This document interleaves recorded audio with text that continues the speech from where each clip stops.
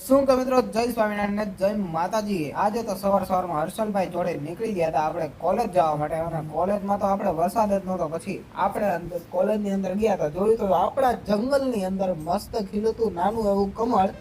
અને પછી આપણે હતું થોડું ઘણું કામ, તો આપણે પેરેલલ બાંધી દીધી હતી, અને હું ને કેરીભાઈ પેરેલલ બાંધતા હતા। નીલભાઈ ઉતારી લીધો તો આપણો વિડીયો, અને પછી નીલભાઈ તો પેરેલલ રમવા માંડ્યા। લખણ કોટા બંધ કરો લે, એટલે આ તો પણ પછી જોયું ને તો યુગભાઈ તો આપડા સ્કેચ કરતા કરતા હોઈ ગયા। જસભાઈ મોઢા ઉપર પાણી નાખ્યું તો યુગભાઈ ગરમ થઈ ગયો। યુગભાઈ મારતા નહીં। અને પછી એને આપણે માંડ આજે તો એને કોલેજ થી ઘરે પહોંચ્યા।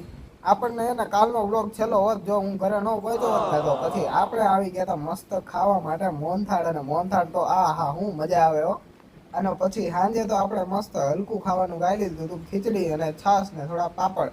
અને જોયું આપણે તો ગવર્મેન્ટ વાળા ડાયરેક્ટ કોન્ટેક્ટ, ગવર્મેન્ટ વાળા મેસેજ મોકલે કે હવેથી એને બ્લોગ બનાવવાનું ચાલુ રાખજો, એટલે આ બધા વરસાદમાં હે ને તમે જાતા નહીં।